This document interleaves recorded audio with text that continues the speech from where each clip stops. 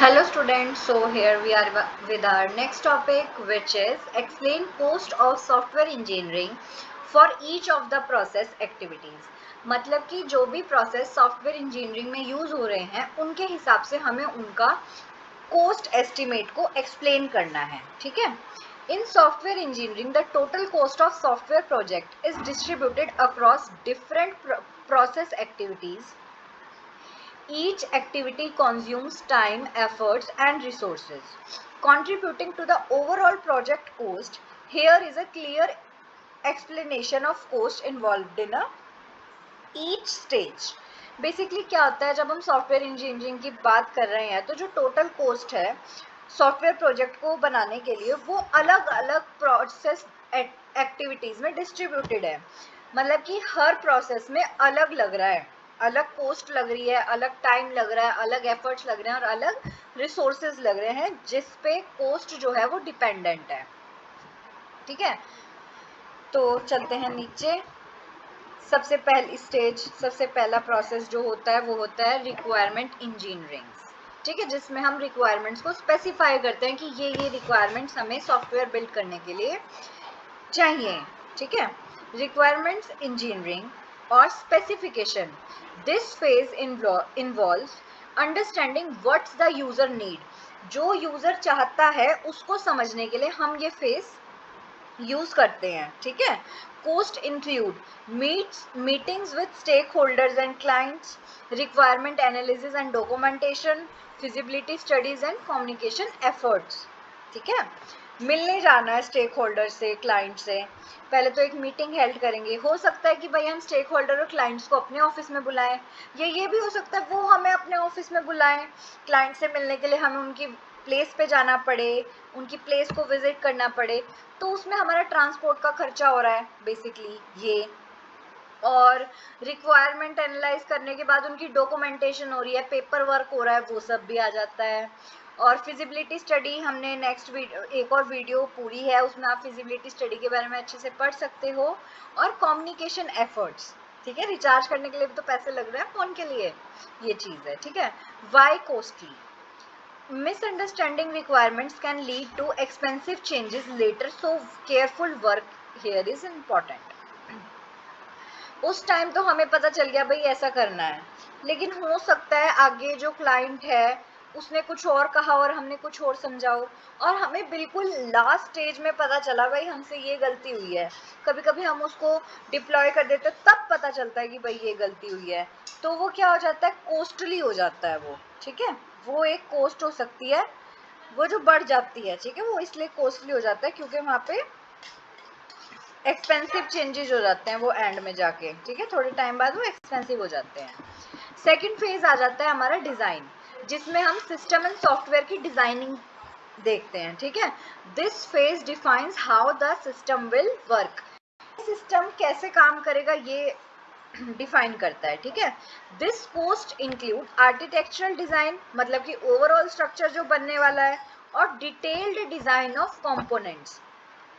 जो डिजाइन है कंपोनेंट्स का उनके बारे में डिटेलिंग करना. ठीक है, उसके लिए भी documentation is required. Selection of technologies and tools. We have to choose technology, which technology is best for this and which tool will be better for this. ठीक है.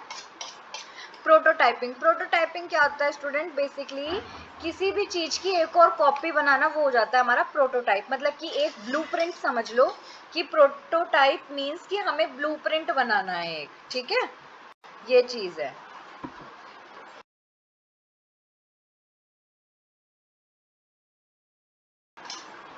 ठीक है, और ये कॉस्टली क्यों होती है, डिजाइनिंग फेज कॉस्टली क्यों होती है. Good design reduces future error but requires skilled professionals on and time. ठीक है, जो डिजाइन गुड बनता है ना उस हिसाब से फ्यूचर एरर्स कम होते हैं.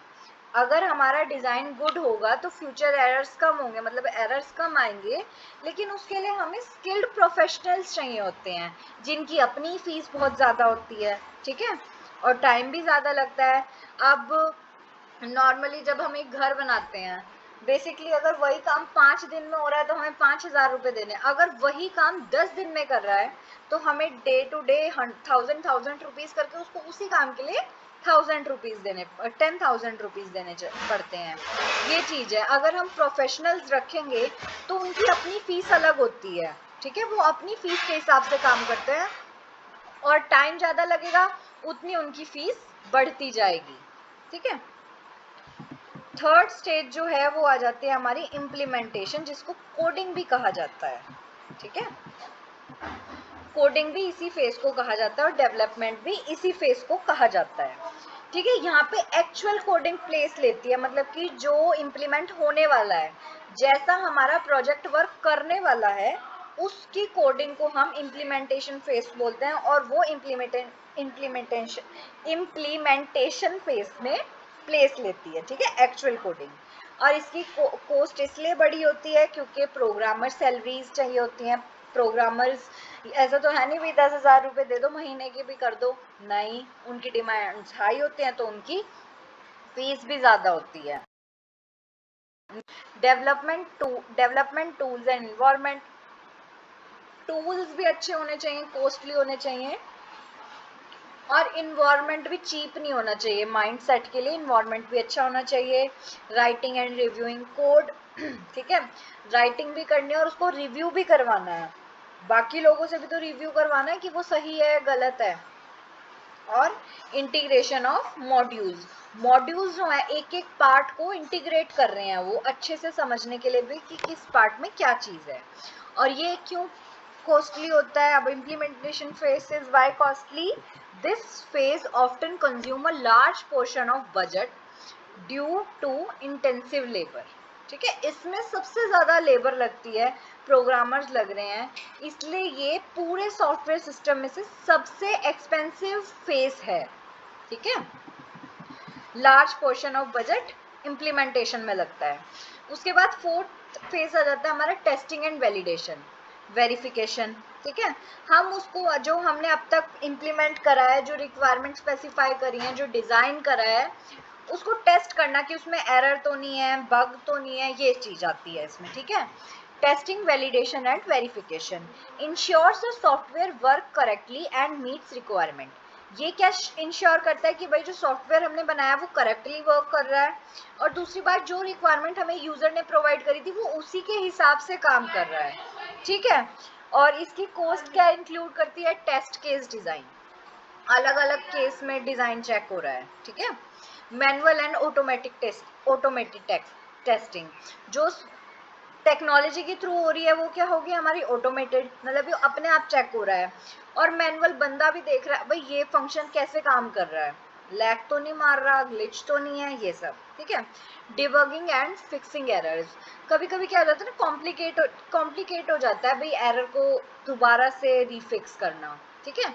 क्वालिटी एश्योरेंस टीम, ठीक है, इसके लिए QAT is required because it need professional to be done, ठीक है।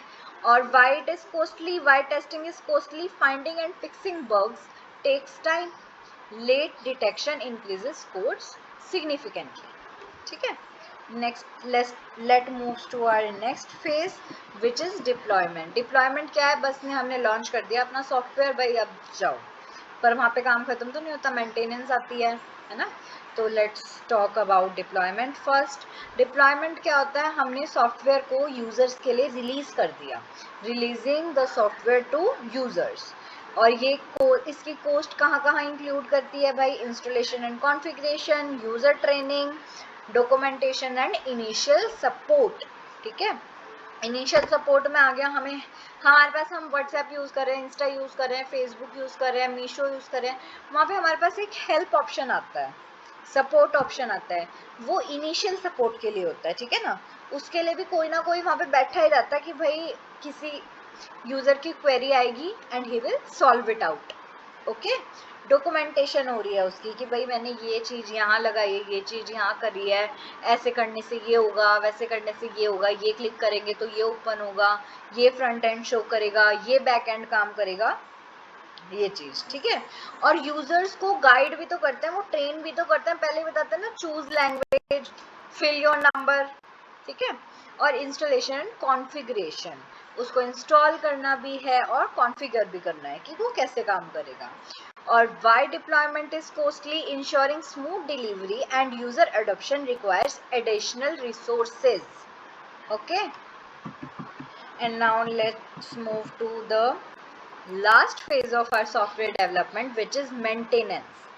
जो डिप्लॉयमेंट के बाद हो रही है, अपडेट हो रहे हैं, अपग्रेड हो रहे हैं, वर्जन्स इंक्रीज हो रहे हैं, ये सब किस में आ जाता है? मेंटेनेंस में, जिसको एवोल्यूशन एंड सपोर्ट भी कह सकते हैं. ओके, और जो ये है ना मेंटेनेंस, ये कभी खत्म ही नहीं होता. ठीक है, कभी नहीं खत्म होगा. ये आज करा, अगले महीने फिर कर देंगे, फिर उसके बाद अपग्रेड कर देंगे, फिर अपडेट कर देंगे. ठीक है, ये कभी खत्म नहीं होता. और जब ये खत्म ही नहीं होता तो हर बार इसकी कॉस्ट बढ़ती ही रहती है. अब हमने एक सॉफ्टवेयर बनाया, ठीक है, उसकी डेवलपमेंट करी, वहां पे लगा के वो कॉस्ट खत्म हो गई. अब हमें दोबारा वहां पे पैसा नहीं लगाना. टेस्टिंग करी, दोबारा उस सॉफ्टवेयर के लिए हमें टेस्टिंग में पैसा नहीं लगाना. ठीक है, कोडिंग करी, वहां पे हमें दोबारा नहीं लगाना. लेकिन जब हमारी मेंटेनेंस जब हम मेंटेनेंस फेज में आ चुके हैं तो बार बार करना है, हमें बार बार अपडेट करना है. ठीक है, this is most expensive phase over time. Time to time ये इसकी जो एक्सपेंसेस हैं वो बढ़ती रहती हैं. ठीक है, और cost includes bug fixes after release. जब हमारा सॉफ्टवेयर रिलीज हो चुका है तब भी हम बग को फिक्स कर सकते हैं. कोई भी डिफेक्ट हो जो डिटेक्ट हो जाए उसको ठीक कर सकते हैं अपग्रेड करके उसको. Okay, adding new features. Version up to date update होते रहते हैं, न्यू फीचर्स आते हैं ना उसमें. हम व्हाट्सएप को, जब हम पुराने वाला व्हाट्सएप का वर्जन चलाएंगे, और हम अब तो भूल भी गए होंगे कि भाई जब व्हाट्सएप नया नया आता था वो कैसा दिखता था.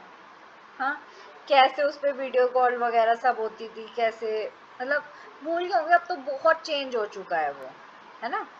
इंस्टा पहले कैसा था, नीचे जो वो आते हैं ना टैब्स, वो भी चेंज हो चुके हैं. वो क्यों हुए हैं? वो वर्जन ही तो अपडेट हुआ है ना. अडॉप्टिंग अ न्यू इन्वायरमेंट और टेक्नोलॉजीज, न्यू टेक्नोलॉजीज यूज हुई हैं, जैसे कि अभी मेटा एआई सब में इंक्लूड हुआ है ना. वो अडॉप्ट करा है हमारे व्हाट्सएप ने, इंस्टा ने, फेसबुक ने, हमारे लिए ही तो करा है. वो अपडेट हुआ है, वो मेंटेनेंस ही तो हुई है, उसका सपोर्ट ही तो हुआ है, इवॉल्व ही तो हुआ है वो. ठीक है, और उसके बाद आता है कस्टमर सपोर्ट. जैसे कि मैंने आपको बताया कि हम कोई भी एप्लीकेशन यूज़ कर रहे हैं, कोई भी सॉफ्टवेयर यूज़ कर रहे हैं, वहाँ पे हमारे पास सपोर्ट एंड हेल्प का ऑप्शन हमेशा प्रेजेंट होता ही होता है. ठीक है, और इसमें आ गया फिर why maintenance is costly. Software need continuous updates. Maintenance take up to 60 और 80% ऑफ टोटल कॉस्ट. ठीक है, बराबर ही समझ लो कि जितने में हमने पूरा सॉफ्टवेयर बनाया उसके बाद हमें मेंटेनेंस में भी उतना ही पैसा लगाना है. ठीक है, उसके बाद हम समरी पे आ जाते हैं, जो कि है सबसे पहले रिक्वायरमेंट में कॉस्ट लेवल मीडियम होता है, जिसमें कम्युनिकेशन एंड एनालिसिस का पैसा लगता है. ठीक है, डिजाइन में मीडियम होता है, और यहाँ पे स्किल्ड एक्सपर्टीज नीडेड होते हैं, एक्सपर्टीज. बस वही जो हम प्रोफेशनल्स दे रहे हैं उनकी सैलरी प्रोवाइड करने के चक्कर में. इम्प्लीमेंटेशन में हाई होता है क्योंकि यहाँ पे कोडिंग एफर्ट करते हैं, और टेस्टिंग में भी हाई होता है क्योंकि एरर डिटेक्शन एंड फिक्सिंग हो रही होती है यहाँ पे. डिप्लॉयमेंट में लो मीडियम होता है क्योंकि सिर्फ डिलीवरी करनी है, और मेंटेनेंस में वेरी हाई होता है, लॉन्ग टर्म अपडेट्स होते हैं. ठीक है, और इसके की पॉइंट्स कौन कौन से होते हैं? Early face requirement and design may seem cheaper but mistakes there increase total cost drastically later. ठीक है, कहीं ना कहीं रिक्वायरमेंट और डिजाइन को हम चीपर समझ सकते हैं. ठीक है, लेकिन आगे जब उनके एरर पता चलते हैं, उनकी मिस्टेक्स पता चलती हैं, तो वो एक्सपेंसिव बढ़ जाते हैं उनके. ठीक है, maintenance is highest cost contributor in most software project. जो भी सॉफ्टवेयर प्रोजेक्ट्स होते हैं उसमें जो हमारा ये मेंटेनेंस का है वो सबसे ज़्यादा कॉस्ट वाला होता है, सबसे ज़्यादा महंगा पड़ता है वो. Okay, thank you student. I know कि आज की वीडियो थोड़ी लंबी होगी क्योंकि टॉपिक भी बड़ा था. तो मिलते हैं नेक्स्ट वीडियो में, जिसमें हम छोटी वीडियो बनाने की कोशिश करेंगे कि आपको कम समय में ज़्यादा ध्यान में आए। Thank you.